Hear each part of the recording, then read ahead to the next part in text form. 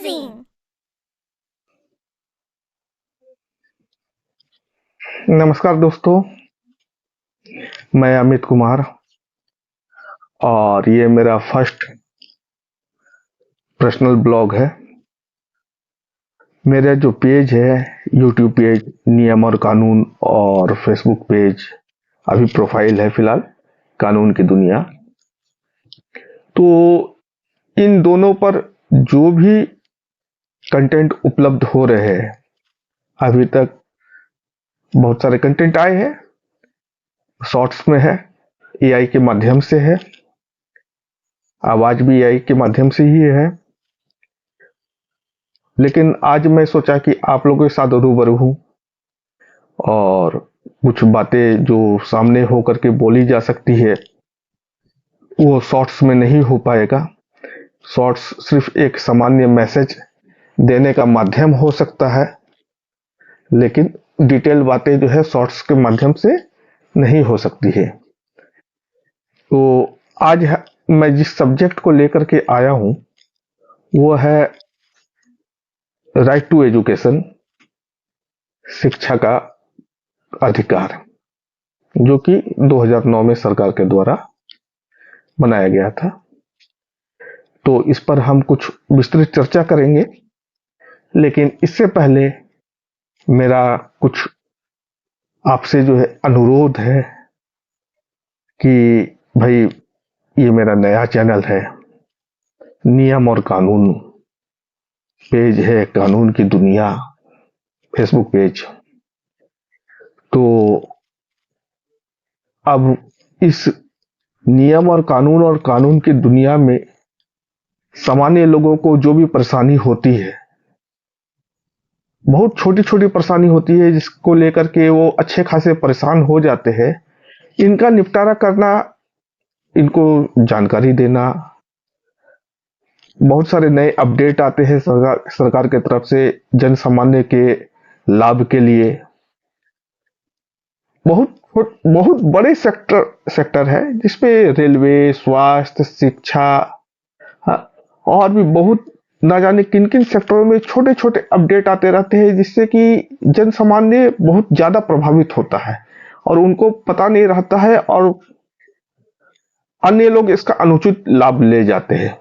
इन सभी के बारे में उनको इस चैनल के माध्यम से, फेसबुक के माध्यम से अपडेट करना मेरा फर्ज बनता है।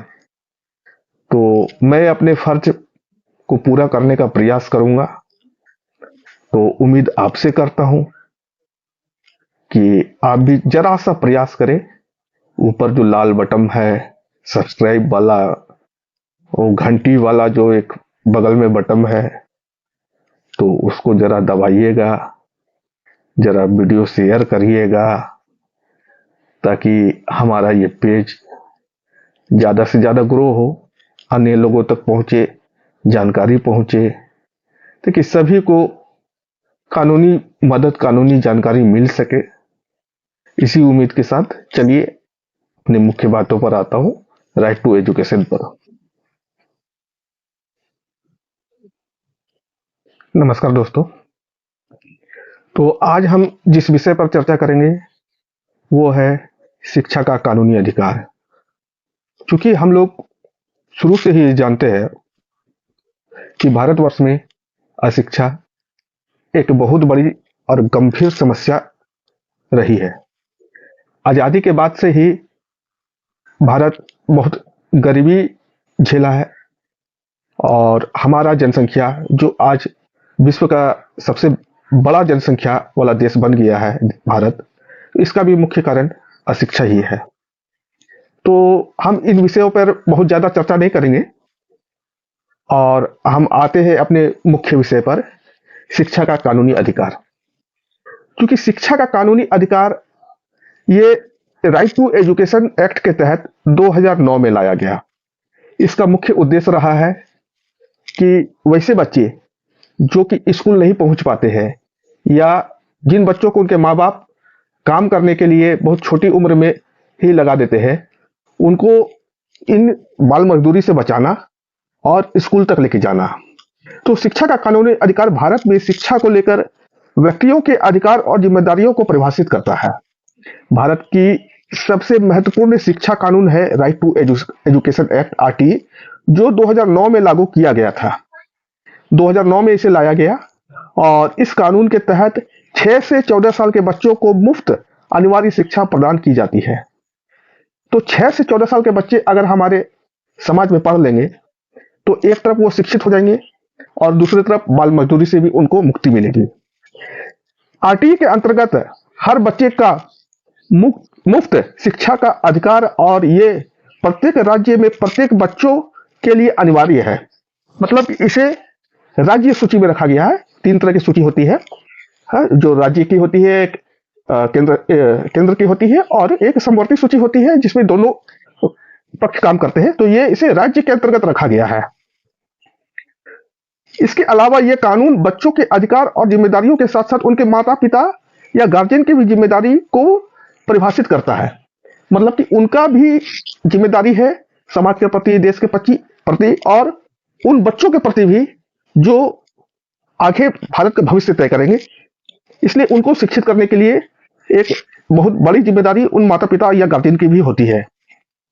इसके अलावा शिक्षा के क्षेत्र में अन्य कानून भी है जो शिक्षा के प्रक्रिया, व्यवस्था और व्यक्तियों के अधिकार को संभालते हैं। ये कानून कुछ प्रमुख होते हैं, जैसे कि right of children to free and compulsory education act 2009 RT act के अंतर्गत आते हैं। ये juvenile justice 2015, child labour amendment act 2016 and national education policy 2020। इन कानून के माध्यम से शिक्षा के प्रति समाज के जागरूकता बढ़ाने का प्रयास किया जाता है और बच्चों को मुफ्त शिक्षा प्राप्त करने के का अधिकार दिया जाता है।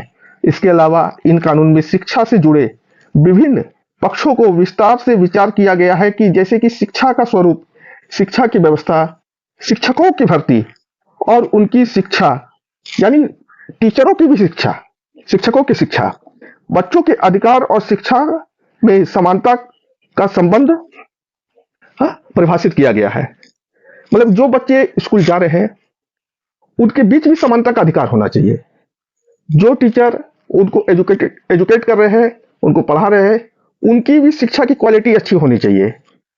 इन सभी व्यवस्थाओं को राइट टू एजुकेशन एक्ट 2009 के अंतर्गत रखा गया है। तो अब ये चूंकि केंद्र सरकार के द्वारा बनाया गया कानून है और इसको राज्य सरकार को इंप्लीमेंट करना है, तो लगभग सारे राज्य इस पर इंप्लीमेंट कर रहे हैं और कहीं कम कहीं ज्यादा। सभी सरकारों का प्रयास रहता है कि उनकी जनसंख्या जो है, उनके क्षेत्र के जो नागरिक है, वो शिक्षित रहे, बाल मजदूरी नहीं करे। तो हम लोगों का भी प्रयास रहता है समाज का कि वैसे लोग जो स्कूल ड्रॉप आउट किए हुए हैं उनको स्कूल भेजे, वो स्कूल जाए और शिक्षित बने, ताकि आने वाली पीढ़ी, आने वाला समय जिस तरह से दिन पर दिन फास्ट होता जा रहा है, एक समय था बहुत स्लो नेटवर्क था, आज हम 5G में आए हैं, आने वाले दिन में और ज्यादा जो है सारा चीज कंप्यूटराइज होगा, सारा फैसिलिटी बढ़ेगा। तो जब तक वो शिक्षित नहीं होंगे तब तक उन चीजों को समझ नहीं पाएंगे, फिर वो दूसरे पर डिपेंड रहेंगे और दूसरा उसका अनुचित लाभ उठाएंगे। तो इन अनुचित लाभों से बचने के लिए उनका खुद का शिक्षित होना बहुत जरूरी है। तो इन सभी विषयों के साथ मैं अपना बात को विराम देता हूं और आपसे उम्मीद करता हूं कि आपको यह मेरा वीडियो पसंद आया होगा और आप हमारे चैनल को जरूर सब्सक्राइब करिए, ताकि और मैं अच्छा कंटेंट और विषय आपके समक्ष ला सकूं और आपको कुछ नई नई जानकारियां प्रदान कर सकूं। जय हिंद, वंदे मातरम।